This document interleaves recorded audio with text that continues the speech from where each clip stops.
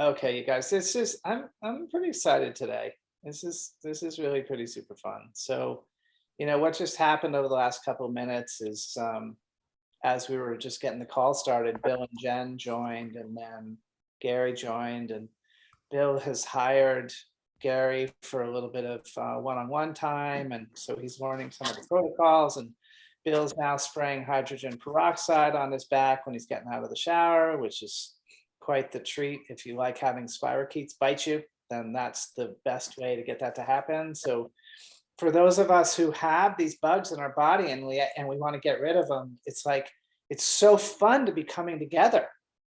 And please forgive me as I'm looking like over you today. Like my orientation's a little bit weirder than usual. I've got this beautiful huge TV behind my little laptop, and if I look at you on the TV, it's actually nice on my eyes.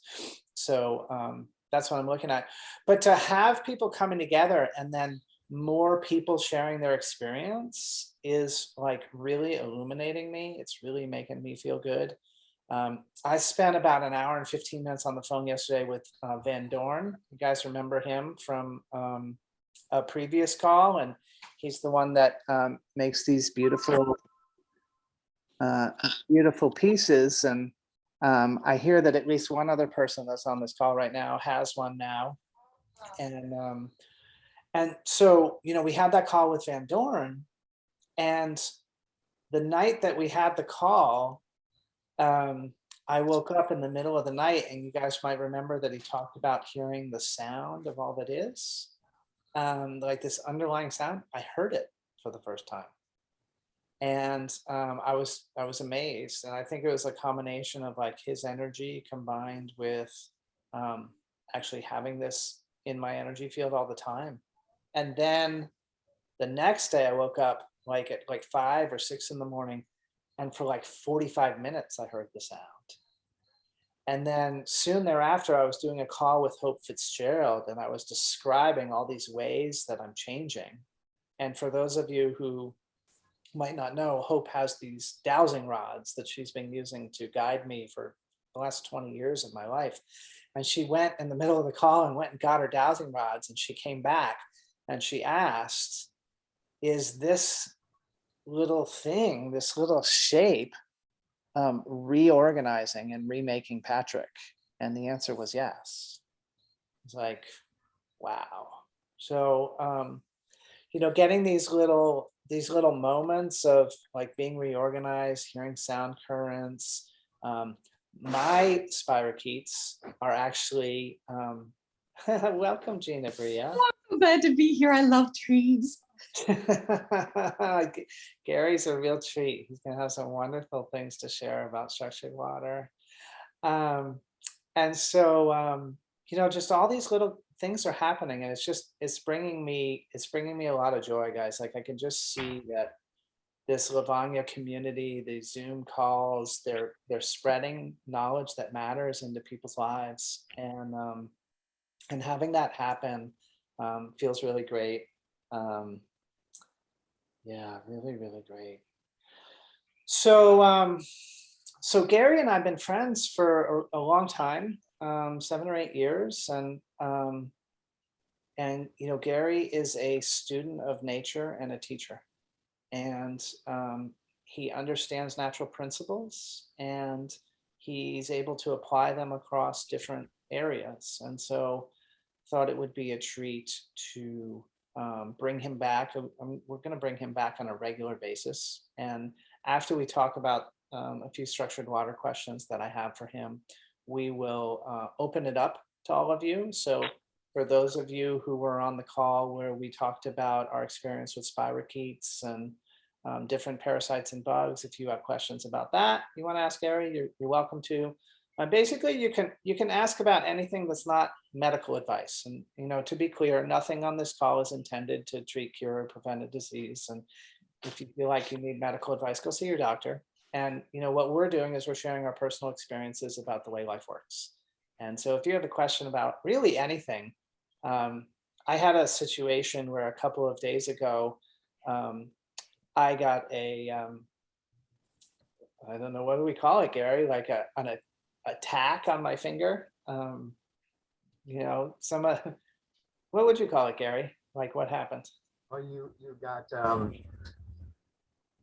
a pathogen, you got a germ, you got a bug, virus, however you want to say it, that surfaced on you, maybe from the detoxification process where they were in you somewhere else and they were coming out. But you got a molluscum contagiosum. All right, And get that for a second, guys, because in our first phone call, Gary said the name like 40 times because he likes saying it so much. The name of this thing is called molluscum contagiosa. That's what I got on my finger, right? So the way I knew that it was happening is like I got like this. I thought I got a splinter splitting wood 2 weeks ago, and then 2 or 3 nights ago when it really took off, I couldn't sleep. I like spent my night trying to sleep with my right index finger pointing in the air, and so I woke up 7, 8 times during the night. And so as soon as I woke up in the morning, I was like, gotta call Gary. And so as he says, you know, we're not making a diagnosis. We don't know what it is. We are thinking that it's molluscum contagiosa. It's a virus, bacteria, or pathogen. But the important thing is that the tools Gary has been teaching me work no matter what it is. So what we did was alternate putting honey on it, putting apple cider vinegar on it, putting DMSO on it, and what did I miss? hydrogen peroxide. And lots of hydrogen peroxide. And so it would go from stinging to swelling to turning red. Like it was really quite a nasty thing. And in the end, it was like there was like a fever pitch night, and it like swelled up, and it was really intense. And I just covered it with these different things. And then in the morning, it's like, fever broken. And so now it's like unwinding, and I can see there's going to be like a ton of dead skin that's going to get removed off my finger. But instead of having something that persists for months and months, and sometimes for people for quarters, or it just becomes a permanent part of you, this thing, there's no doubt it's croaking. Like this thing is going to 100% fall off of me. No, I don't know if you want to say anything more about that, Gary. I had one similar, and I actually went to a dermatologist. My son's friend's father worked at one, and I went there, and the dermatologist said it was so disgusting how bad mine was. He wanted me to get out of his place so nobody else got sick. And I went home and wrapped my finger with paper towel, put some 3M micropore tape on, and drenched it with apple cider vinegar. Slept with my arm hanging off the bed all night. When I woke up in the morning, all my skin was dry and everything peeled off. And I went back the following day, and they want to know what I did, but never saw healing so rapidly. You know, they use all their chemicals and cream, pharmaceutical things. And in one day, there was from putrefied, rotten flesh and juice coming everywhere to dead skin dried up and fresh, nice pink skin underneath. So it just goes to show you that nature has the answers. Your body has the innate ability to heal itself. We just need to listen and follow.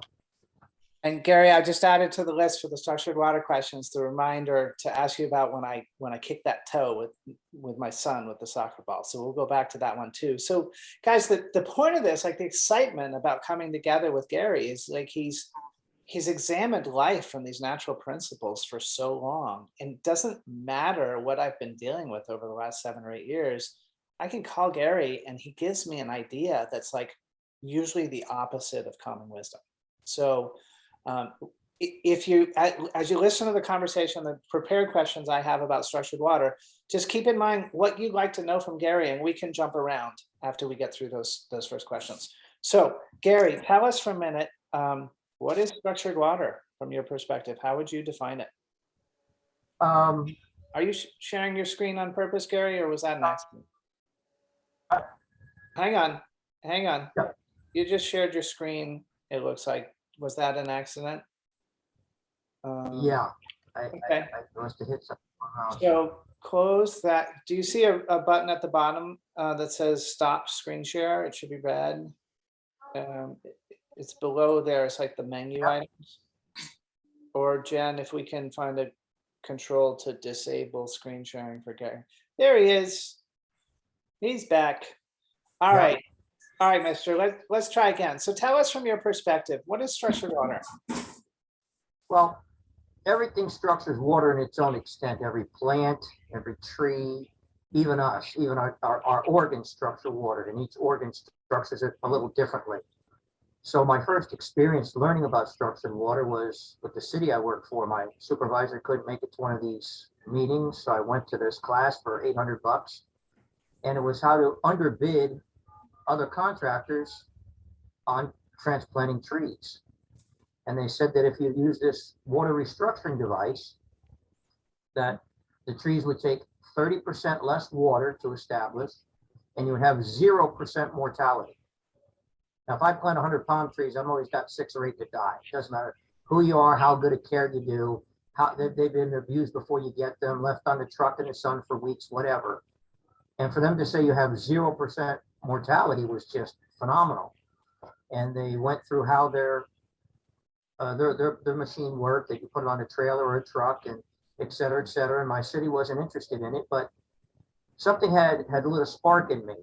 So as time went by, I started looking and trying to find out, trying to make my own devices and seeing what was in other parts of the world and this and that. And then the universe got me into Qigong, and I met somebody from Qigong, and I was telling her about my endeavors to build and make a structured water device. And the lady says, "Oh, I know a man who's selling a bunch of those. I'll get you in touch with them." And within an hour or so, I was on the phone with Patrick. So, so then, you know, I took everything I knew about trees and plants and how to structure the water benefited them, and realized the same was true for people. Yeah, yeah, that's beautiful. So, so structured water is this living water that causes a better result in everything, right? All biology. Yes. How would you say it's doing that? Like, what would you say are the mechanics that are going on that makes some water structured and not other water structured? Well, as you had mentioned, I like to be a student of nature and teach people that. Just take water as it goes down a stream. It goes down a waterfall, and every time it hits a rock and goes around it, it makes clockwise and counterclockwise vortexes. And the vortexes break the water down into smaller and smaller and smaller microclusters, which is then something which is very easy to get into the vascular channels of the plant cells, animal and people cells. So you need these microclusters in order for the water to be absorbed through the vascular channel of the cell, whether plant, animal, human. And the city water sits in the dark, under pressure, not moving, completely unnatural, all night while you sleep. And the water is pushed together under great pressure, and the molecules of water get larger and larger and larger. When you go to drink them, they don't fit in your vascular channel. So your body has a hard time getting any water from city water, tap water. And your plants would have the same problem. Yeah. Okay. Great. So when you have this different kind of water, like we've done it through most of our relationship, we had natural action devices, right? And then Right. recently switched to aqua energizers, and so along the way, you know, there's some principles of structured water that we learned and talked about. So you guys, one day I was playing soccer with my boys, and Peter was on the varsity soccer team at the time, and Peter plays a little rough like I do, and so we both kicked the ball at the same time, and that didn't work out very well for me. And so I got home and I called Barry because a year before, like literally 12 months before, I was wrestling with my nephew and he landed on my Achilles, and the toe got the same kind of force it got from this kick, and it spent 12 months aching, and it had just finished aching. I was like, "Huh, I do not want to go through this again. Better call Gary." So I called Gary up and I'm like, "Dude, my toe is turning purple and I'm limping around the house. What can I do?" Gary, what'd you tell me? Patrick, I'm at a loss. What did I have you do? he, I've helped you so many times that this would just slip by. he laughed. He said, "You got one of your structured water devices?" Oh, okay, yeah. And I was like, "Yeah, I got a structured water device." He said, "Well, here's what I want you to do. I want you to go to the bathtub and I want you to fill up a container bigger than your foot with the hottest water that you could possibly Right. handle on No, your tub." But Gary, why didn't you tell me to put ice on it? because ice retards healing. It gives you great pleasure because the pain goes away, but it retards healing. Your body has organic scavengers that run through your body 24/7. Every 120 days, you get all new blood, and every 7 years, you get a new skeleton, and they're heat activated. So when you sprain your ankle, sprain your legs, your knee, anything, it swells and gets hot. And then the body has these scavengers go there and eat all the damaged tissue so new can grow. And when you use cold, you chase them away and they never get a chance to clean up the damage. And you get new tissue on damaged tissue and it just keeps re-injuring and you have it for a lifetime. Bad ankle, bad wrist. It's really amazing. And to have the common wisdom be ice, and then to be talking on the phone and having Gary tell me, "No, dude, you got to structure the water. You got to structure it 9 times, and you Yep. need to go as hot as you possibly can." And so I basically spent hours that evening sitting in the tub, emptying that container as soon as it started to cool down again, and structuring the water 9 times again, and just going like hot, hotter, hottest. I can't believe it's that hot. Somehow I'm going to survive this. And I did the same thing the next day, and my toe healed. It just like healed like that, like on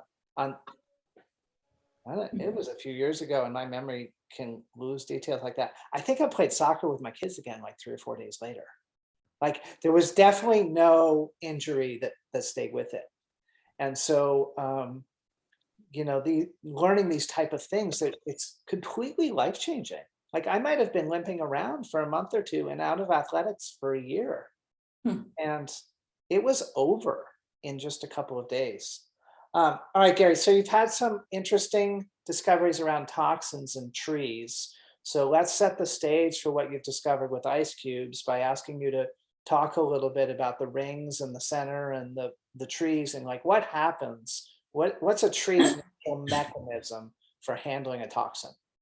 Well, trees, unlike people, where they can't urinate or defecate, so they don't have a weight of toxins. They can get rid of very little in their leaves. So if you have a very sick tree, you'll see it has a crack in the bark and there'll be discolored stuff coming out. But on a daily basis, it takes the toxins and puts them in the least active part of the tree, which is the center. So a lot of people, you buy furniture that's oak or cherry, mahogany, you get that nice, rich, dark colored wood, but it's just poop. It's toxins, it's garbage. It's what the tree is pushed in and compartmentalized into the center of the tree because the tree didn't want it. And the fresh new growth on the outside is that 1, 2, 3, 4 inches of white pulpwood. So your heartwood is just toxins. Interesting, right, guys? So the tree has a natural mechanism. Since it can't get it out the way we can with an elimination system, it drives it in to protect itself. And Gary, you saw the same thing happen with ice cubes. So tell us what you saw. But if you go to a restaurant, you have nice clean ice. You go to the store and you buy a bag of ice, you have nice clean ice. But anything that's made at your house is always cloudy in the middle, or depending on where you live and the quality of your water, maybe the whole entire cube is cloudy. So what happens is lime and calcium are in the water. And any type of device you have to make ice, the outside edges get the cold air blowing on them first. So that's where ice can form first. So nature says, okay, good, clean stuff on the outside. And it starts pushing all the lime and calcium into the center of the cube, just as the tree pushes all toxins into the center of the tree. Nature does the same thing everywhere, all the time, over and over again. Yeah, Gary took pictures of that in like 2014, 2015. Yeah, And bottle of water for you. Yeah, and like I had them in an email, and I run my business by keeping a clean email inbox. And it was like the last email in my inbox that I never knew how to resolve. It just sat there and sat there and sat there. Because it's like it's so challenged my view of understanding of the world that nature can take care of something so holistically and so thoroughly, and that I was being given an image and the proof of the cloudiness in this ice cube, and to just be able to understand it like really was something that challenged me. So it's fabulous to have people like Gary who have really studied an area and can help us understand the natural principles and provide some evidence for that. um, I see in the chat that somebody has asked, oh, this is great, Gary, because you remember the you guys, we've had so many stories together, so many stories. So one of the stories was when I went on the road and I took um, structured water with me in multiple bottles, and then I got somewhere and I put some of it in the fridge. And then when I went to drink it on the way home, it tasted horrible. It's like, what happened to that water? So of course I called Gary for understanding. So Gary, let's see if we can pick up what people are saying in the chat here. Does boiling water that has already been structured undo the structuring? No, And then Jen is saying that electricity can decrease structure slightly. It's going to be interesting to see what you say about that, Gary. it depends on the type of electricity. And Trinidad, it's my understanding that boiling, it depends on the type of electricity. Well, great. Jen was getting into the gas or electricity. Yeah, and then Trinidad, it's my understanding that boiling water should not be used in the structured water device. Does anyone know what will happen to the stones and materials of the device if water is boiling? Okay, so just on a use and care thing to address Trinidad's thing before we talk about the principles here. Natural Action has always said it's fine to pour boiling water through their devices, and I've never been okay with that. Like, it just doesn't make sense to me. Like, if I'm going to have a device, I'm going to use it for my life. I don't want to degrade it, and I just don't see any need to pour boiling water through it, because that's obviously going to heat it to a very high temperature, and maybe that impacts the plastic and maybe it doesn't. I'm not going to really know, and if I know, then it's going to be too late, and I don't want that experience. So my advice is just very practical around that, which is structure water before making tea, and then just use that for your tea or your coffee, and you're good. As far as the new aqua energizers, boiling water is not recommended. What happens is it heats up the ormus that's on the outside of the device, and the device is copper, and copper is going to transfer that heat very quickly. So no boiling water on the new aqua energizers. But anyway, Gary, let's talk about like the energy here of structuring and what does and doesn't change it, and the topic that's kind of up here, and just kind of go openly if you would. We'll finish your water story when you brought the water and you put it in your friend's refrigerator. And then as it went from cold to warm again with the lid on, the water was not allowed to breathe. The water's alive. Even when it's completely frozen, they can look at it under the microscope and it's still moving. So water's alive. And when you suffocated it, you closed it up and let it get from cold to hot, it reverted back. So when you went to drink it, it tasted terrible. But if you would have opened the lid, let it sit, and then put it back in your refrigerator at home with the lid on, it got cold again, it would be fine. It's the transitional period from being cold, from being structured, from being, taken care of, to going back to hot and not allowed to breathe. Same thing is true with coconuts. If you cut open a coconut, pour the juice in a container and put a lid on it, the coconut juice spoils. But if you cut the coconut, pour it in a container and leave an open lid on it, coconut juice is fine. So in nature, certain things that are alive, they don't want to be captured. And if they're captured, they have rules of engagement that they go by. And we just have to listen to them and understand them. Perfect. Somebody else is asking about the mold and things on the aqua energizer. and with regard to drying. She said she lives in the Pacific Northwest and things don't dry well, especially in the winter. Is there a way to clean this? Um, what I do is I just keep the device suspended so that there's airflow on both sides. Like I'll put it in a dish rack on an angle like this, so anything that's in there can drip out. If you look in some of the subtleties of how the devices are there, you can see that little drains are actually intentionally built in. So we have put something there to support you on this. But there's no situation where you can take it and put the wide end down such that you trap moisture between the surface and the device and have bad circulation and have it clean out and avoid mold. Like you have to give it airflow to dry itself. Anybody else has any tips or tricks on that they want to suggest or throw in there, you're certainly welcome to. Gary, you got anything you want to say about that? I don't know if you agree with this or not, but I would take my squeeze bottle with my 3% hydrogen peroxide and put a spray of that through and then let it dry, because nothing's going to live after that.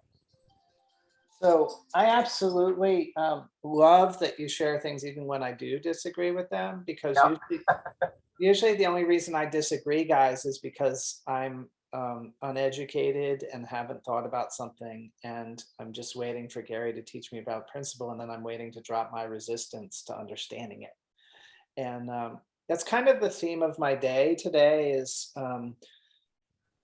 I really want to be part of creating a world that works for humans. And I realize that part of what stops me from making a bigger difference with my life is that I'm constantly conditioning myself to see things the way that I understand them.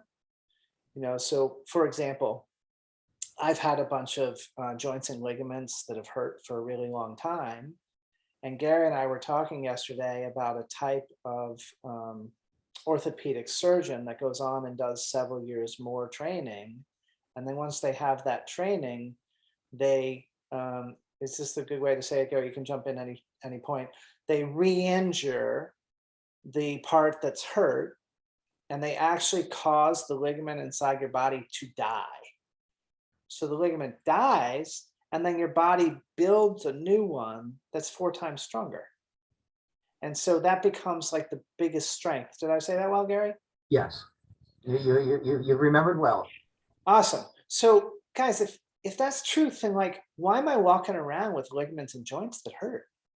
Like, why don't I just get with the program, right? If the way we're going to remake the world through commerce is Lavanya, where we are constantly giving money to build the infrastructure for the freedom of humanity, for the future of humanity, rather, why am I waiting on that? Like, what's holding me back from just creating a world from these ideas that are right there, that scale like to 1,000 times more fulfillment than what I'm allowing myself? So the basis of that for me has all come from structured water, but then it's like twisted into love and consciousness. Like they're all together. So yes, thank you for sharing things I disagree with, and thank you for sharing things that I don't understand. And you continue to have my full permission not only to knock on my knucklehead, but if anybody's going to show up for my calls, then to knock on my knucklehead publicly, and if they're brave enough to talk to you, to knock on their knuckleheads too. Yes, we can all use a dose of this. Gary, do you have anything to say about structured water and consciousness? Like how does immersing your life in structured water impact consciousness? Well, the way I've been able to digest it and understand it is that water's alive, water's a mirror, water absorbs energy, thoughts, feelings, emotion, and your body's 70%, your blood's 90% water. If you were to be able to get water, make water, create water closer to a waterfall or the beginning of time as God had created it, and then consume it, you would be able to raise your vibrationary level up a notch, up 2 notches, 3 notches, as you get rid of parasites, you get rid of toxins, you go back and spend time with nature and drink the structured water. It just has your being resonate at a different level. Your consciousness changes. Yeah. Do you have any, you probably don't have this experience, but I have the experience of like, if I don't tend to my hydration, that I can drop back down. Like the gains in consciousness aren't permanent. Um, they're temporal and they're condition related. Like if I keep nurturing myself, then I keep cruising. And if I don't, I have the capacity to regress. Have you had any experience with that? Yes, to an extent. When my mother-in-law passed away, and I spent a lot of time helping my wife through that time period, I quit the sun gazing. I wasn't doing the sun charged water that I'd structure and sun charge myself before I met you and things like that.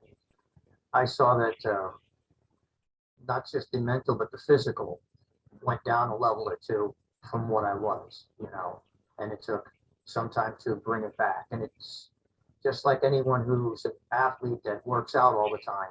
And you go away on vacation for a month and you don't work out. When you come back, you've got to go back 1 or 2 levels and start working out at that level to get back where you were before vacation. Yeah. Very, very, very comparable. Yeah, I hear you. I remember when I was first learning structured water, I would go to my family's house on Cape Cod and spend a couple of days. And there were times when I went without structuring devices, and I'd come home having recently experienced an opening of my third eye and tingling in my crown chakra. And I'd come home from those visits, and that part of me would be completely shut down. And I eventually learned, like, if I don't take my structured water with me, then I suffer probably while I'm there. Maybe I get away with it while I'm there because I'm like amping up on like sugar and alcohol being around them that I don't have when I'm home. But then when I get home, and it's just crash city. I just have to go walk the beach and do long tones to balance my chakras and immerse myself in structured water, take extra long showers, and then I would start to come back. Once you live with this, like you do the off and on thing enough times, it's like, well, I just want on. I really just want on. Gary, I'm pretty delighted about the Aqua Energizers, as you know. I feel really fortunate that they came through a relationship that I have and manifested in the world. And for a long time, I sold the natural action devices, and you lived with those devices for a long time. And then you've switched over, you switched your preference. And, I like asking a guy like you, why, like, what is it about the new devices that is special? And what have you noticed with using Aqua Energizers compared to the old natural action that you were using before? Well, actually, my children actually live, some live about 5-10 miles away, some only live a few minutes, and they come and get water every week because they drank it while they lived here, and they can't live without structured water, just as you were saying. And they have noticed a difference when I switch from one to the other, that they actually prefer the new device, that it has a different structure to it as you drink it, as it goes into your body. A taste, a structure, a resonance that's more favorable, that the body itself requests. Nice. And what about with plants? Well, recently I've been taking the under sink one that I have, and I've adapted it to work outside. And I water certain things with it only. And I've had a hedge, a Nora Grant hedge that several years back got severe frost burn, and the leaves are half burnt. I haven't had any real blooms or anything on it, and I've just been leaving it alone, waiting for it to recover. It's in between the two houses, and the cold air just roars down there and freezes it every year. And I started about a month and a half, 2 months ago, watering it once a week, along with a couple other plants that I have. And I noticed that it's blooming. It's blooming almost completely full. Before it should have, and after it should have, it's continuing to bloom. And I have some frangipanis and some other plants there, and they're getting double blooms, which people come by and say, well, what's wrong with your plant? Or where did you get this from? I've never seen double blooms. So it definitely is making the plant work less so the plant can produce more. So basically that's what we were feeling when we would drink it. We realized that the body requested it because the body didn't have to do as much work daily to do the same level of work, because the structured water takes a burden from the cells, because each organ structures water to its own specificness. That's why if you eat asparagus, you eat broccoli, you eat these different plants, and they have different aids to different parts of your body, but you can grow them all in your yard with the same sunlight, the same fertilizer, and the same water. Each plant structures the water independently for its outcome. And when you eat them, the nutrients go into certain organs in your body that match. That's basically homeopathy. Nice. Well, I appreciate you sharing your experiences there. And guys, we're going to open it up to you guys for questions for Gary in just a second. I do want to share, because we're among friends here, most of you have been on a call previously, and this is not ready for like Google ads or something like that, but it's ready for you guys. So Lavanya.com is in existence. It's L-O-V-O-N-Y-A, Lavanya.com. It's very simplistic, and I'm not thrilled with it yet. Like, there's tons of things missing, and there's much deeper articulations to come. But for those of you who are our early supporters and want to engage with us, I think, we'll find out, I think the $12 a month subscription to, contribute to this marketplace is working. We'll find out when somebody does a purchase. But for anybody that has been booking individual sessions with Gary, or in other ways, like if you're purchasing stuff like this from Van Doren, we ask that you make a monthly contribution of $12 to Lavanya. We're not making any profit on these transactions. So when you pay Gary for his time, he contributes 10% of what you pay him to lovely projects, which are how we're giving infrastructure to meet people's basic needs to the world, right? That's the projects we're working on to give away aqua energizers so that they can be used to give away water to people. So we're not profiting from any of that. So the only money that we're going to use to compensate for building the marketplace is the $12 a month. That's the plan. So if anybody wants to hop on there and run a purchase and begin supporting us financially, not just showing up on these calls, but we'd love that. And I don't want you to feel like showing up on these calls isn't wonderful too. So if this is the way you want to support us, that's fine. But I'm excited to share this milestone with you. It is up and in its basic first level of functionality. There's so many things missing that I'm not even going to ask for feedback. It just, Mafe is our designer. She's on vacation this week and it's not moving forward this week. But when she gets back, it'll be our top priority. So yeah, I just want to make a little space there for you to think about your questions and share that news with you.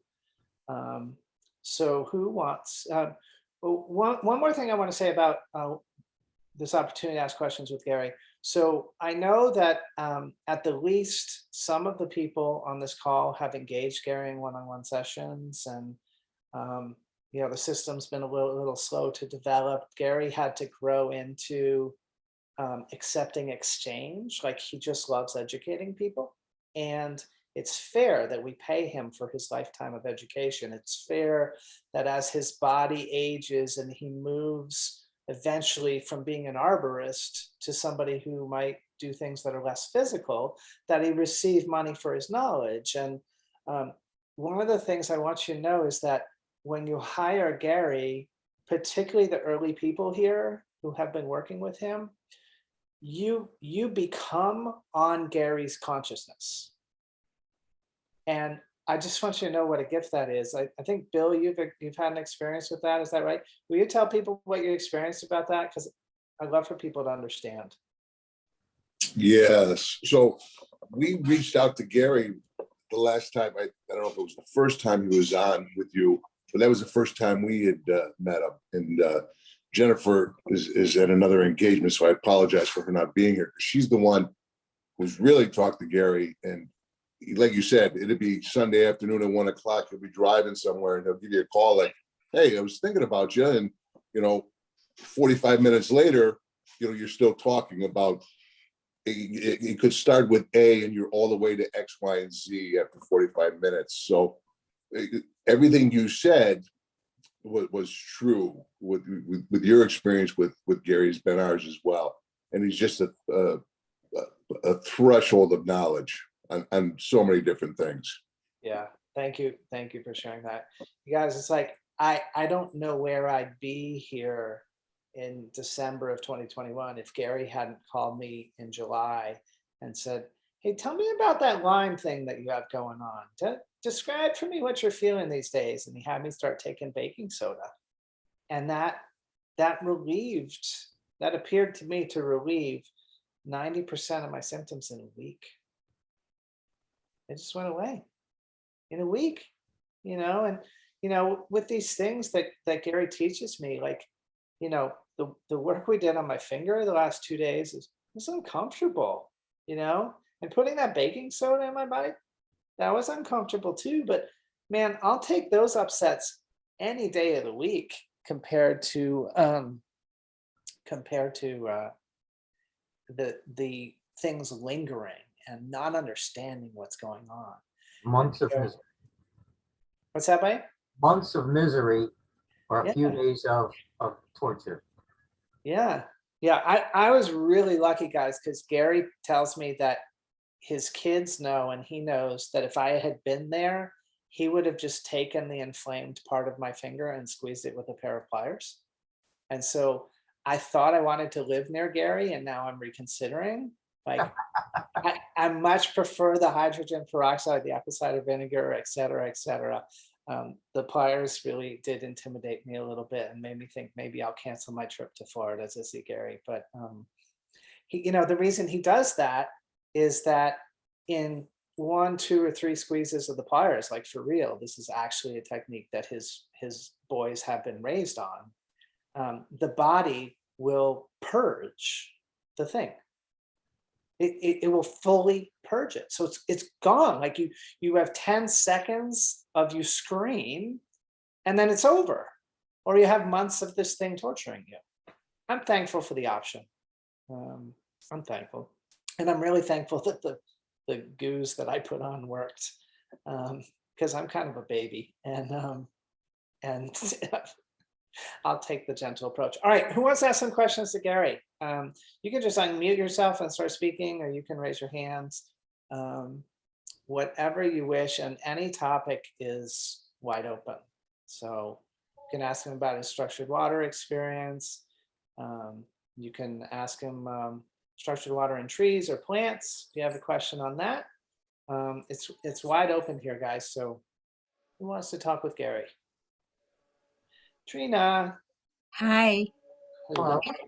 can you hear me? Yeah, just fine. I have a friend who uses the natural action technology device, Patrick, and it was actually, I introduced it to them, and there's 2 of them in the household using it. And she had a lot of heavy metals in the past, in Canada. They had amalgam and they were hidden. And so she's still suffering from that heavy metal. And I wonder, she's been through many therapies and still it could be hidden in the cell. And what would you advise her? Would structured water alone be able to flush out these heavy metals without causing the person to be, like lying down in bed all the time. Okay, so thank you for your question. So let's be clear, we got a couple people who may want to weigh in on this topic. Let's be clear, we don't have any medical advice, and our comments are about the general principles, not about this specific situation. And if anybody has any medical concerns, this is not to treat, cure, or prevent a disease. Go see your doctor for that. Yeah. So, I think we can start the conversation. And Gina, if you want to, jump in on this, we'd love to hear from you and Gary. You of course. We can start by the conversation by saying the body's natural elimination system is highly dependent on water, and water that is structured is water that's going to penetrate cells more easily and thereby remove more easily. So that's the concept that we're playing with here. I am personally no longer balanced in my view about structured water. I'm not, it's okay to structure one way and not another. The aqua energizers for me have provided evidence that has not been seen anywhere else. They are better. Can I prove that they cause the illumination system to be better scientifically? Not yet, no. And I don't have any proof of that. So let me not sound like I'm misleading, but do I know that they're the only one for me and that they're only one that I'm going to advocate for in front of all of you? Yes. I've seen too much evidence to see it any other way. Let's see if, Gina, do you have anything you want to say on heavy metal removal? You're muted, or you're silent. Yeah, muted. Let's unmute. Now, can you hear me? Yeah. Great. Oh God, it's great to be together, you guys, all of you, thinking about water.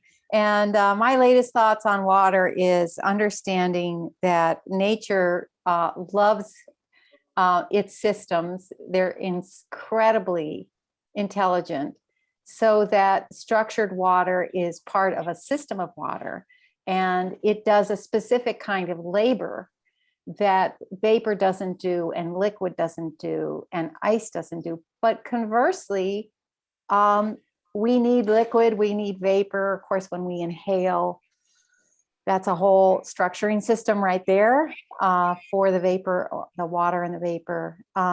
So I've been really meditating on how structured water in its gel-like form and its exclusion zone capacity pushes out the toxins, and then it pushes it into systems that are more liquid, like blood and lymph, and that those then carry it out. So this is an amazing partnership between all the phases of water that are doing each of its own kind of work for life to happen. The water is really intelligent about what phase it needs to get into to do what kind of work. And I think Gary was very much speaking about that when he was talking about, each organ has its own resonance, and the water and the resonance of that particular organ's need is how we get different kinds of cells that actually, create different kinds of life and shape and form and function. So I think the more ways we can cooperate with structured water, which is the phase that's missing or has been interrupted by our cultures and the way we live today. So that structuring water becomes not the only thing we want, but the one thing that's really missing from the way we live our modern lives. And therefore, emphasizing and bringing structuring water back into our lives, and the multiplicity of ways we can do that is really what our work is for our generation. That's the water recovery of the whole spectrum. None. Thank you for those comments. Gary, do you have anything to share on the heavy metals? And there's two ways to address it. One is to just eat yourself healthy. Stuff like cilantro and that has been documented to move them around out of your body and help eliminate them, to get them, whether they're locked in the cells, to get them to move. And The other lady said get into your lymphatic system and get rid of them. You also can take things like a supplement. I think I sent you the little info packet on it. Liposomal glutathione, which is known scientifically to, break down and remove heavy metals.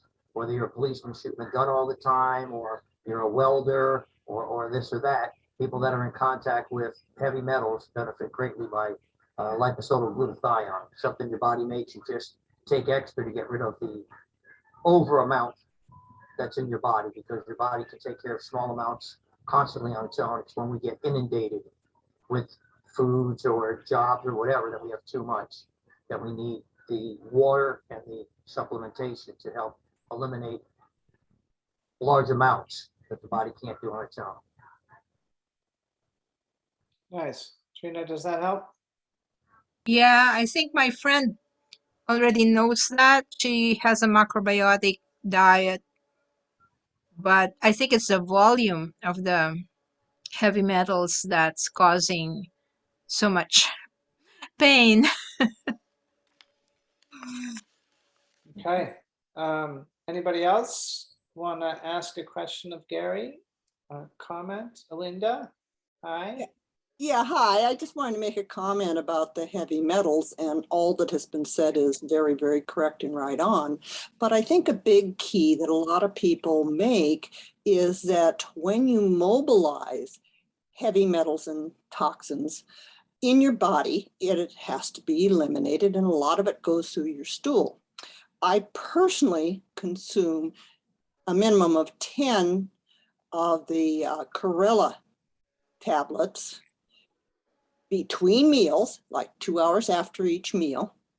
And this is classed as a intelligent binder. Many people will think they should use charcoal, but charcoal is an unintelligent binder and will bind to your good minerals along with the toxins. The chlorella is an intelligent binder and will not, but will bind with the heavy metals and the toxins being excreted into your GI tract and usher them out of your body. Without this, as you know, bile and everything else can be reabsorbed, because bile is very expensive for the body to make. It will reabsorb it in the lower GI tract, and with it goes the toxins right back into your system. So I would recommend people start using chlorella tablets between meals to help remove and bind that you're working so hard to loosen up with the structured water and the foods and the cilantro and all that stuff. Yes. That's great. Thank you, Linda. You're welcome. Appreciate that. I've always wanted to take chlorella pills, and I don't know, it seems like every time I go to buy them, they're out of stock, and so I've never gotten around to it. But I've had them at some people's houses, and there's something just very appealing about having a bunch of really concentrated green stuff. Caroline often does the shopping for our home, and she'll often take a head of cilantro and put it in a cup of water in the top of the fridge. And it's a reminder to me every time I open the fridge to just, like dinosaurs eating tree, I just pull the cup and just rip off part of the trees. And I guess I'm one of the ones that really likes cilantro a lot. But the more herbs like that we can get, and the more green stuff. I'm in California for a while right now, and getting the opportunity to do a little bit of wild foraging here and there. And I stumbled upon a sage bush this morning, and so I have sage right here from the last 2 hours, and it warms me a little bit to have these natural things in my being. And I find that having that little bit of flavor from sage and that little bit of warming keeps me more satisfied. And so I'm later in the day without having even thought of having a cup of broth yet. Like it makes the intermittent fasting last longer. So great idea with chlorella, and however we can get more herbs, I think it's all good. And that's one of the things Lavanya is going to be like all over. We are really going to do some great stuff with sourcing wild crafted and organic nutrients at really great prices from really great producers, and then creating distribution centers for those around the country. Jen and Bill are interested in doing one down in Florida. Tara's doing one over at Burnside, North Carolina. What are you holding there? Yeah, speaking of greens. Yeah, so I just wanted to have a little fun thing to share when you were talking about plants, Gary and Gina. This is my plant under normal watering circumstances. These 3 new leaves, if you can see how high they're above my head, are when I started using structured water on this plant. The difference between, it's almost like a foot. Wow, you got like in the same plant. It's like putting on a second level to a 1-story house. Right. I just wanted to share that. It was kind of fun. Yeah. Yeah, that's fascinating. Well, guys, more greens like everywhere. Like, let's just, whatever does it for you, hold it like Isabel is, or stick it in the top of the fridge like Caroline does for me, or chlorella like Linda does it. Like, more greens for sure. Who else has a question for Gary? If you guys only knew how many wacky questions I've asked this guy to distill down to this coherent conversation. I mean, he will talk about anything, and he's so smart. He's so smart. I see a hand, Gina. He's so smart, you guys. And so really think about, like, what do you want to know how something works? Like, this is the guy. You want to get his opinion. And he'll tell you if he knows, and if he doesn't, he won't. And like, he's showing up for us. So, okay, Gina. I would love to hear about water and electricity and what you meant by different kinds of electricity. This is also, I think, a very important and big conversation, because the natural pulses of the planet and the natural impulses in our body, and structuring water naturally versus structuring water with man-made electricity. I don't know if you have any thoughts about that, but the first question is, what do you mean by different kinds of electricity? Thank you. Yeah, I appreciate you. Water itself, as it is vortex, it will produce a certain type and quality of electricity. A lot of people like to buy alkaline water, where man has got plates and electricity, and they're ripping water apart and slapping it back together. And I can't see any benefit in my mind, being a person of nature, to where that would benefit me. To shock it, to blast it, to rip it apart, throw it back together.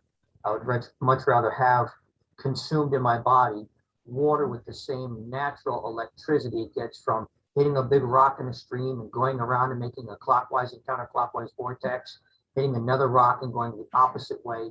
The type of electricity, the natural earthbound energy that's made that way, is exactly what your body needs. It's life force itself.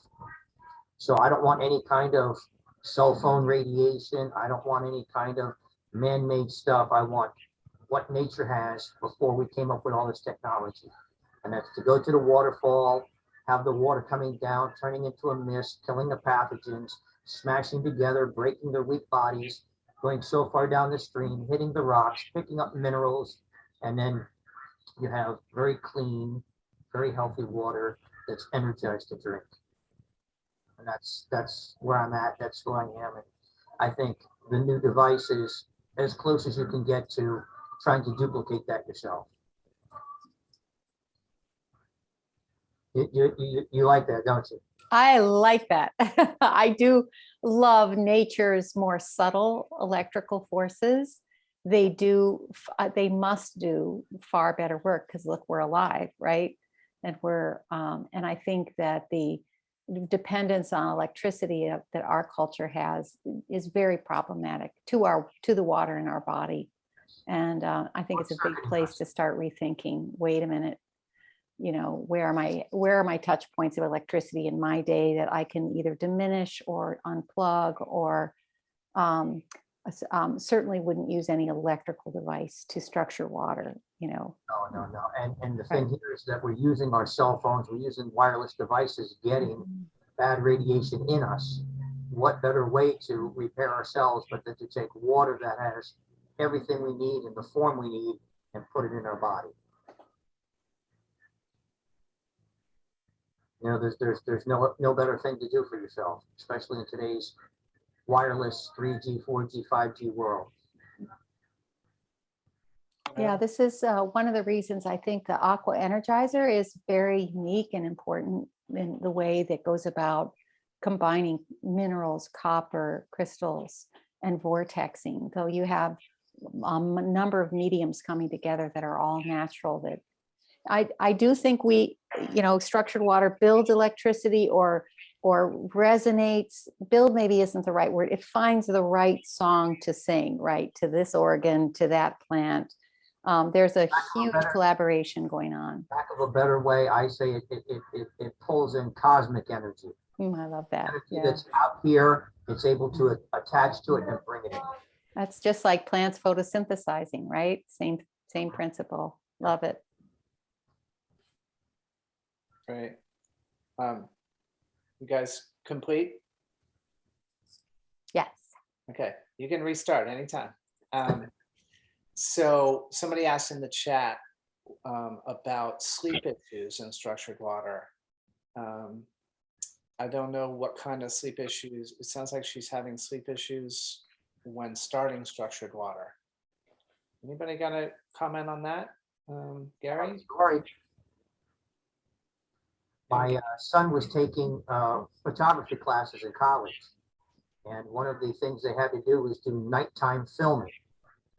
So they came out to my car, him and one of the students from school, and they were filming in the car, and they take turns driving, doing the lighting and everything for their grade. And the other student that was with my son happened to be about 25 years older. She had her children and went back to college. And it's about 11 o'clock at night. She was very tired. She's having trouble getting through. I said, well, I have energy water here. Why don't you have some of this energy water? So I gave her a glass of water and she drank it. She said, wow, that's like having a cup of coffee. I feel great. So before she left, she asked for a second glass. Well, the next day at school, she cursed my son for about an hour. And she laid in bed till 3 o'clock in the morning with her eyes wide open and could not sleep. Her body was very deficient, and the energy was so overwhelming to her body to get this quality and quantity of energy that it did not want to go to sleep. So then she requested my son bring her a bottle of water to college every day. And by the end of 3 or 4 months, he would bring 5 to 7 bottles of water for other people to college every day because everybody wanted Pete's Juju water. So depending on who you are and what state of physical health you're in, you will see different varying results from the structured water. So if you were in very poor health, you may not want to drink a large glass of it just before you go to bed, because it does have that effect on a lot of people. I don't know if that's exactly what the question was, but that's my story. And you're sticking to it. And and it doesn't really matter what the question was. The question is always what value can we give to people in their lives? And so talk a little bit, if you would, about vitamin C and sleep right now, because I think that's a great topic that everybody would want to know what you have to say about that. Well, I learned about vitamin C, the 2 different types, water soluble and not. And I found that the body needs to repair itself, and it either needs a lot of sleep or it needs nutrition. Human beings are simians. Chimpanzees, gorillas, and hamsters are simians. We cannot make vitamin C. We have to have it from caloric intake. So as I started taking larger and larger amounts of vitamin C during the day and at night, I found that I can lose an hour or 2 of sleep by just adding a couple tablets of vitamin C, because my body was getting nutrition along with the structured water and was able to heal, repair, and be rested much sooner, so that sleep wasn't necessary, or as much sleep wasn't necessary anymore. So the quality of water and the nutrition you give your body lets your body know that you're on the right track, because, hey, I don't need 6 or 8 hours of sleep. I'm fine on 5. And none of us have enough time. So to To have an extra hour to stay awake and do things you need to do, and to get up an hour earlier and not be tired, not fall asleep is phenomenal. Yep. Well, that's what I've learned from Gary, guys, is if you don't have enough hours in the night to get what you think is proper sleep, then get some structured water and some vitamin C in you and see what happens. And maybe you just bounce out of bed earlier than you think, prepared before you knew you could. It's something to play with. Great idea. Nella, thank you for your question. Please unmute yourself and go ahead. Oh, hello. Yeah, I wrote in the chat. I'm just curious about, you said 9 times you structured the water for your hot baths. So I wonder how you do it 9 times, why you do it 9 times, what number of times means, when do you do it once, when do you do it twice, 3 times? I'm curious about that. Okay, well, I'll answer first, and then Gary, if you have anything you can add. So I am a one-time structuring guy. I live a busy life. I have plenty of things rolling through my head, some that I chose and some that I didn't. There's lots going on. And I don't have time to structure water multiple times. And so I get what I think is the best structuring device. I structure my water and I move on with my life. In the case of what happened with the 9 times, I hurt myself. My toe was purple and it was swelling. And I needed an intervention. And so what I did was I got 2 containers and a handheld structuring device, and I poured the water back and forth between the containers, simultaneously making it as hot as I could possibly stand and structuring it 9 times. And then I would soak, and then I would just throw it out and start over again. So that's the way I handled it. There's been a flavor of conversation in the industry about structuring multiple times. And I think that there is a degree of benefit to it. It's not worth the investment of my time, energy, and focus personally. But if you have time to do an experiment and you're a patient being, maybe you want to get 2 crystal containers that are a ½ gallon each and pour water 333 times back and forth between them, and then have that water for your day and see how your life is. Like, there's no reason not to. It just takes energy and focus. And I think anything that you can do to bring loving consciousness to you and your water is going in the right direction. So if you're called to do, not my greatly exaggerated number, but even 3 times or 6 times or 9 times, do it and see if you notice a difference. And if it's worth the investment of energy to you, then continue it.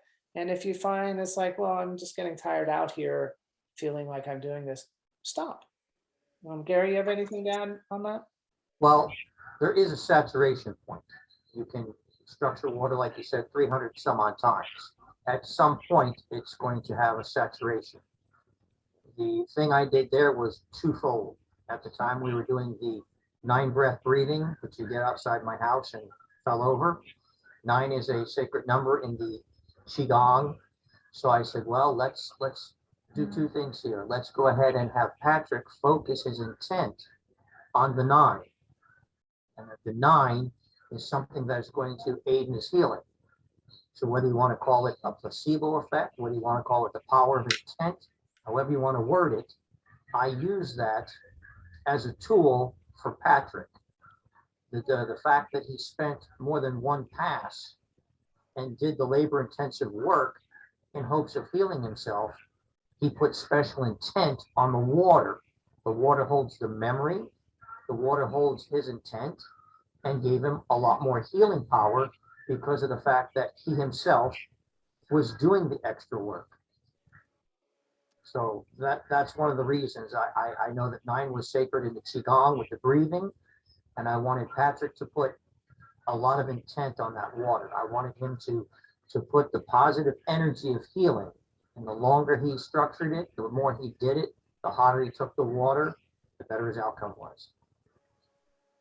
And that truly was a miraculous outcome. So, you coached and supported me to bring it all, everything that the water could bring and everything that I could bring.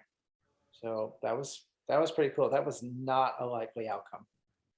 So Patrick, so how did you heat it? Like if I do this pouring, and I'm a very efficient person, I prefer to do things just as much as they need to be done. So 9 times for me is just too much. Even 2 times is too much if one is sufficient, right? So, but how do you heat it? So my question is, if I do that between different containers and put them into electric tea kettle to to heat, how did you do it? Is that okay? Am I not structuring it? What's happening? I use the bathtub at my parents' house, and their water heater is set high enough that it was higher than I could tolerate when it was really running. So that's the way I did it. You can always adjust a water heater. You can always use a kettle. There's always to heat water. Okay, so you basically poured the hot water between 2 different containers, not the cold, and then heated it up. Correct. I mean, I was in a jacuzzi style tub, just sitting there, and I just turned the water on and run it until it got really, really hot. And then I'd put it in one of the containers and I'd pour it back and forth between the containers. All right, Gary, so is 1 time enough? Do we need an extra effort? I think in the case of like really I needed a miracle that day. Like it was unfathomable that I was going to be able to walk without a limp. And so I just stopped what I was doing and did the only thing that I knew that might avoid that outcome. So in normal day-to-day life, I haven't gone back and done that, right? So, sometimes when I play tennis, my big toes get sore, and I don't go 9 times my water and make it as hot as I could. And thank you for the reminder. Like, why not? Like I do a lot of other things to make sure I can play tennis. Maybe I'll start doing that and give my toes a little bit more support. So it just depends what you need, Nehila. And if you're cruising along and life is going okay for you and you're not facing some pain or suffering, then I think 1 time is great. Yeah. Patrick, something I didn't tell you, when you study Qigong, there's regular Qi and there's a thing called miraculous Qi. And only people that are very advanced practice it. And only people that believe in it can get it. So to perceive is to achieve. So true source, according to the Qigong I took, can give you miraculous Qi. And by me having you do the 9 times and putting the intent on the water, I believe the teachings of Qigong that you receive miraculous Qi. So it wasn't your standard energy of the 1 pass. It wasn't the fact that you did the 9 passes. It was the fact that Qi energy saw the effort you were putting in. And they pressed together and amplified the energy for you. So if that's where your mind will take you, fine. That was my intent when I had you do it. It was like the advanced breathing I gave you. Most people would never experience that in their entire life. Yeah. Yeah. And for people that don't know the story, I mean, it's a good reminder. Like I went in Gary's yard and he had me do some Qigong breathing on a meridian line in between lines of dog poop. I'm like, what's up with the dog poop? He's like, well, the dogs poo on the meridian lines. That's how you know where to do your breathing. So I was like, yeah, whatever, Gary. So, I'm doing the Qigong breathing and he says, okay, do it 9 times between these meridian lines. And I did it 9 times and I dropped to the ground. I couldn't hold all the energy. From 9 cycles of breath, I dropped to the ground.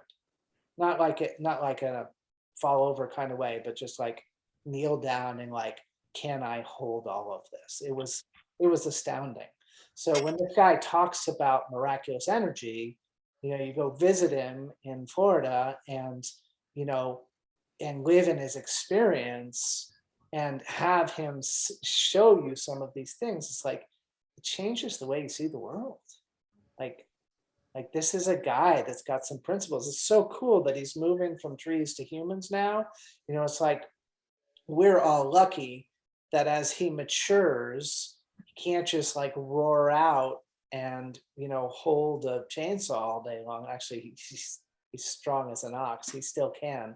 But at some point, that is going to be a little bit different. And it's going to be wonderful for him to be developing this new way of talking to the world, where he is providing this education as his way of connecting. So, you know, as we show up with the questions, guys, we're birthing the new Gary for Gary. And as you all hire him, you become his first human clients. Like someday, this guy's going to be speaking to thousands and tens of thousands of people at a time, teaching them things. And people are going to be like, what? You can take hydrogen peroxide and do what with it?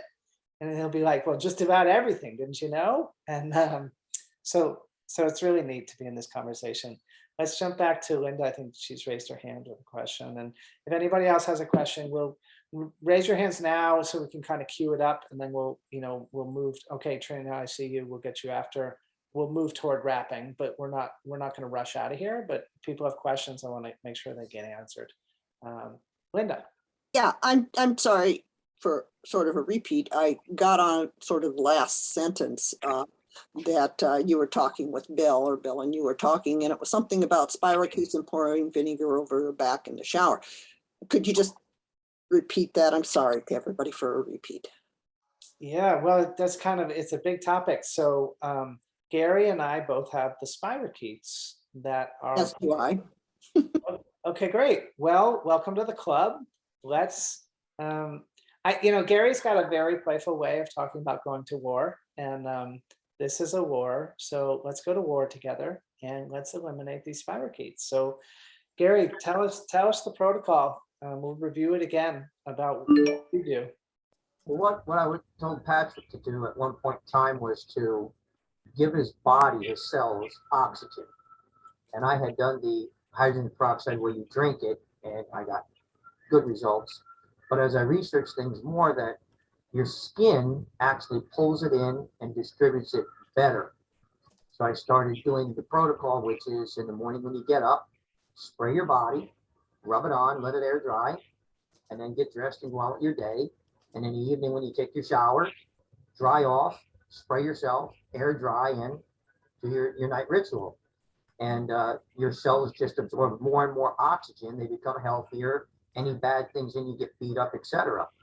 So Patrick was doing the protocol, and I believe he said he ran out. He didn't have any for several days. And then when he did spray it, his back was burning. And he asked me why, and I said, well, the spirochetes are a corkscrew, and they can move throughout the body. And the protocol he was taking for internally chasing out the parasites made them go to his skin, and they went onto his back. So when he started spraying the hydrogen peroxide again, it burned terribly. But then even to go out in the sun without a shirt on, or with the shirt even, bothered him. And I told him that's because he corralled all the spirochetes to the outside of his body, to his dermis and his epidermis, because there wasn't any of his protocol being there distributed to kill them. So Patrick now likes to see how many trillion he can kill at a time. Yeah, so Linda, we're using sarsaparilla. So the first time I bought an extract of sarsaparilla, I got 4 ounces. This last time I bought a gallon. And the intention is to simultaneously rebottle some of that for the Lavagna marketplace so that people can get really high quality stuff at a much lower price, and to have enough around that, like, I'm not messing around. Like, I take a lot of sarsaparilla. And Gary, explain the difference between killing spirochetes with sarsaparilla and killing them with baking soda.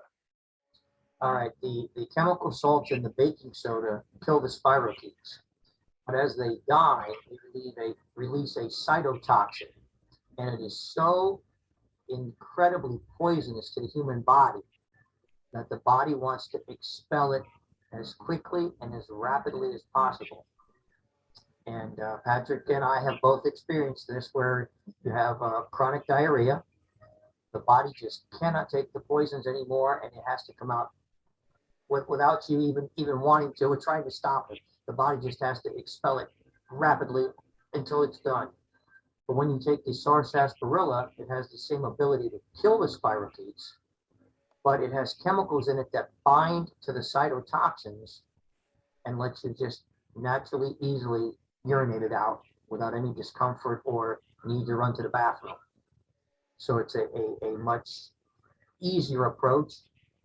You just have to go to the bathroom an extra 10 times a day in a nice, pleasing way, instead of what Patrick experienced taking the baking soda. So Linda, what I've learned is that this is a war. Like there are, Yes. right? There are quadrillions of spirochetes and bacteria and parasites inside of me. And this thing with my finger over the last couple of days has just emphasized for me, I've got the tools for the war, and that I need to be like on it, like all the time. And so I am just constantly flushing internally with baking soda and sarsaparilla and ivermectin. You know, there's a lot of talk about ivermectin these days related to COVID. My interest in it has nothing to do with COVID. It's simply that it's a bacteria and parasite killer that's super effective. And so I'm using those three things to drive the spirochetes from the inside out. And then I use the hydrogen peroxide spray to determine whether they are coating my skin. And if they are coating my skin, then I'm using eucalyptus oil. Most people, when they apply an essential oil, they'll blend it with like a coconut oil or some other oil to cut it. I apply tons and tons and drops of the essential oil directly to my skin. And then I apply DMSO on top of that to drive the eucalyptus oil in. So the spirochetes are getting pushed out by the three things that I'm putting from the inside out and in from the outside in. So this is war, you know, and the consequence of the way I'm playing the war right now is I'm playing tennis again. My body can move again. I have 20 years off from tennis, and at 52 years old, I've reclaimed tennis. So that's the sign that these spirochetes aren't owning my legs anymore. You know, I just went for an hour-and-a-half hike this morning without reservation, without preparations, went and walked. So it's a war, and we just have to learn the tools and then use them constantly. That's my perspective. I've had them for over 20 years, maybe 30 years. And I find that I believe that they are attacking my eighth cranial nerve, which gives me tinnitus. And I'm trying to find things that will get across the blood-brain barrier and be able to get those spirochetes out without the neurotoxins that, as you say, are released. Because if those are released and you can't get them out of the brain, then you got other big problems. So, yeah. Gary, any further comments on that specific situation? And to be clear, this is not medical. I know. It's not for you that I say it. I say it for the recording, just so it's documented. We're not attempting to cure, treat, or prevent the disease. Gary's just giving his personal opinion. Well, let's use your personal experience, Patrick. How has your memory changed since the protocol? It's improved. It's, you know, one of the things I used to have a really hard time with in my relationship with Gary is he shares so much valuable information, and he would just speak it like a fire hose. At least that's how I heard it. And I was like, I couldn't retain it or keep up with him. I felt very limited in my brain power. And I still feel limitations, Gary. Like, I don't feel that I'm like out of the woods and have a clean lease on my brain yet, but it's better. It's definitely better. I've been through stages of memory being like really bad and then pretty sharp. And then, you know, right now I would say it's good. And, I gotta keep going after it. Yeah, the spirochetes can get into every organ of the body. So the harder you attack them with something that is not harmful, the better off it is. So the sarsaparilla beats them up, gets the cytotoxin, gets rid of them. The ivermectin just paralyzes them so they can't move. If they can't move, they don't eat, they don't replicate. So, you just have to find things with a mechanism of function that is something you want to do in your body. You don't want any toxic drugs. You want to use as many herbs and things with a function that is not harmful to the body. So, there's many things I can give you and recommend to you, and you try them. Everybody has different types. There's over 300 types of spirochetes. There's the ones that cause syphilis. There's the ones that cause Lyme disease, and there's all different ones in between. And the Lyme disease up to 15 years ago was just the Lyme disease from that one tick. Now there's 2 to 5 co-infections in every bite. So now you have other bacteria that hang out and do other things to your body and make other things happen. So, as Patrick and I have said, it's a war. You have to realize that if you leave your enemy go for 10 years, he can set up and build walls and fortify himself and prepare for the war. And now you really have to come up with some strategies to break down the wall, to get into the castle and to limit their supplies to win the war. And that's basically what this is, Patrick. It's how to infiltrate. It's how to snipe, how to sneak attack, how to cut off supplies, just like you with the cookies. Now that you are not controlled by the spirochetes, you have a cookie or two, you enjoy it, and that's it. Before they told you, Patrick, you're going to pull over and buy me some cookies. So these are things that that you're back in control. You guys, Gary gave me the best cookie strategy ever the other day. He says if he wants a cookie or two, like whatever dessert he wants, it's fine. Just take a serving and eat it, and then go do something else. If he comes back for another one, he says that's the spirochetes talking. They get baking soda and sarsaparilla.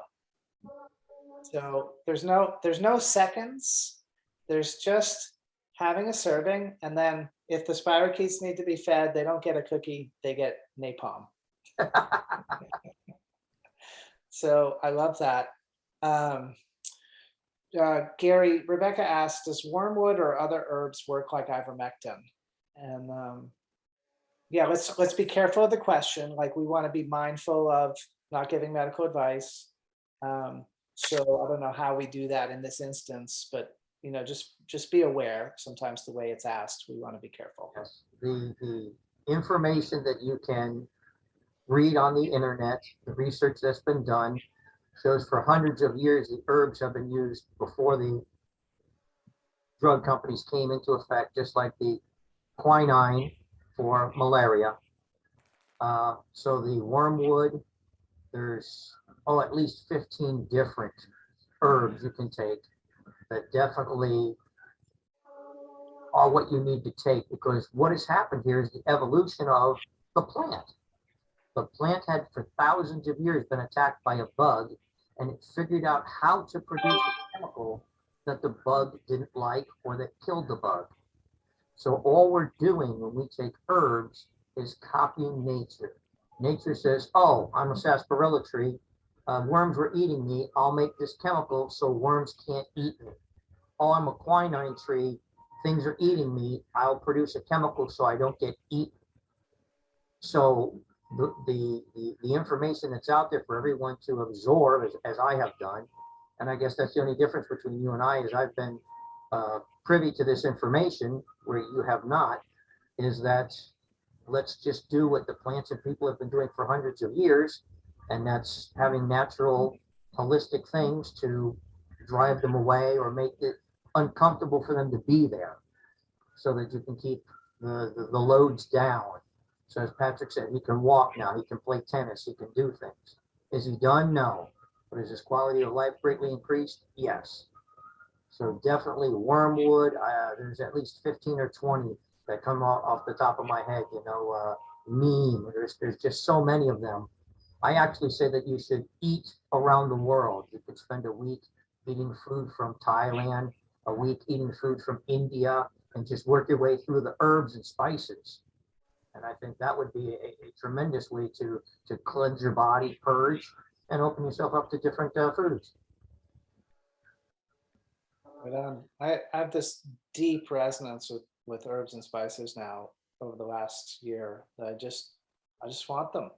I just want a lot of them. Like things are incomplete now without them, and I get the sense that I'm being guided and gifted lots of nature's medicine, and so what used to occur like a trip down to the market to get a McCormick's spice is now like, well, what's a holistic herb company, and I'm going to make an investment in having things around my home. And I've found that there are things like Caroline has taught me this. There's this Indian sarsaparilla that she makes tea from, and she really likes that, and so it tastes really good. And you make a little homemade almond milk, and put in some stevia. Gary, let's talk about stevia for a second. And blend that up in the blender, and it's like, I mean, for me, that's my version of going to Starbucks. So we're not talking about like I can stomach my herb tea here. We're talking like, this is delicious. Can I please have another cup? So Gary, quick word about the stevia experience over the last little bit. Well, I don't know how I fall into this information, and as Patrick said, it's always far from what you think you should do. But I found a research paper to where liquid stevia is more effective than 3 different anti-parasite drugs for killing spirochetes. So I've been putting it right in my coffee. I've been putting it right in my mouth. I put 25 drops of the stevia and 50 of the sarsaparilla, and just put it in my mouth and keep it there for about 10 minutes. And I swallow it. And I had problems with my teeth with these spirochetes, and my gums have toughened up. My teeth aren't loose anymore. When I bite down, all the teeth make contact, where they've been shifting for quite a while as the spirochetes dance around in my jaw. And they're dancing there anymore. I could put the baking soda in, my gums don't burn. I use the clove oil at night. My gums aren't burning because the spirochetes have found a new place to go or aren't there anymore, because I'm making the environment that they live in less and less favorable.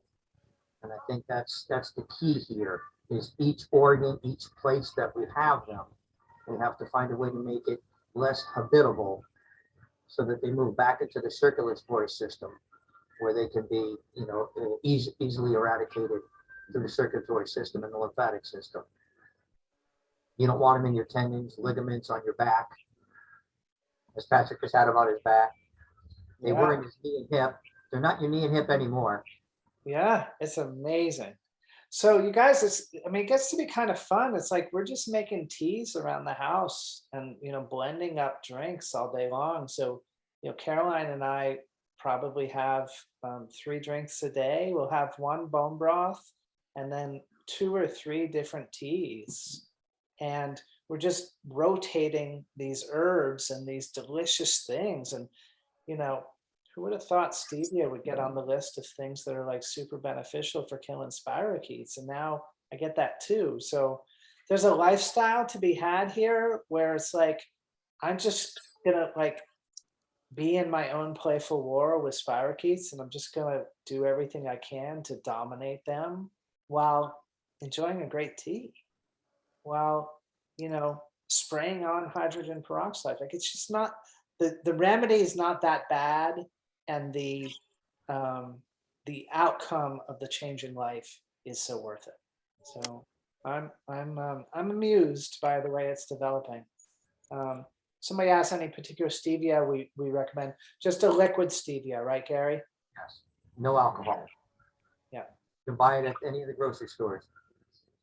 And what about somebody who says her nutrition mentor advises fresh stevia instead of processed white powder? Is liquid stevia processed? The research paper and the recommendation of the doctor that was treating his patient stated that the powder was a little efficacy compared to the liquid. Right. Stick with the liquid, guys. And when Gary first told me this, I just took a full dropper and put it in my mouth and like, never had that experience before. Like, okay, so just give it a try. Or make some drinks and make them like really sweet if you like that. All right, guys, I think it's time to wrap up. So this has been amazing. The next month, we're starting to have more variety of guests on our Zooms. So that's something to look forward to. And when Mafe returns from her holiday in Germany, we're going to be building out the website more and really starting to turn this marketplace into something. And cornerstone is these meetings. So I'm intending to continue them. I'm intending to bring some great people to you guys.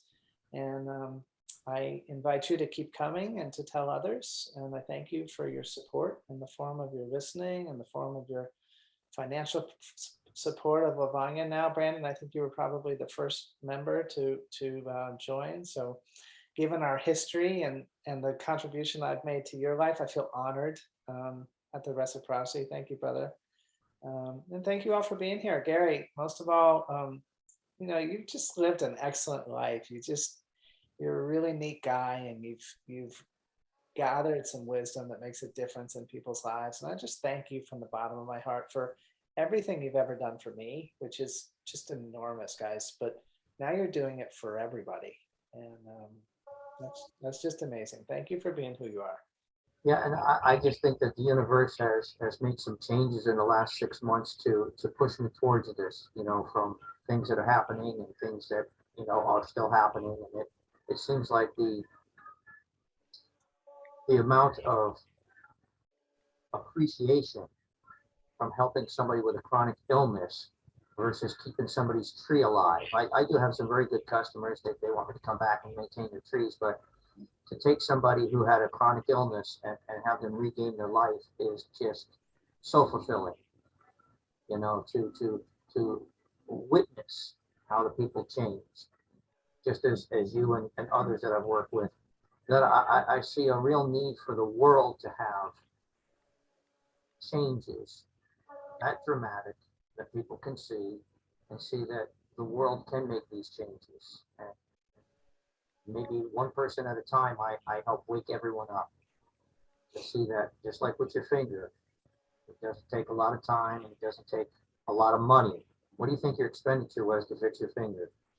Like $4. Like, so I mean that's what I'm hoping for here. That's my end result, is to do a service to humanity in a way in which they can afford it. right on. Well, you're doing a great job. I appreciate you, and we'll look forward to having you back again soon. All right. Thanks, everybody. Thank you. All right. Have a good one. Until next time. We'll see you next Tuesday. Thank you so much. You're welcome. Thank you to both of you. Yeah. Appreciate you being here.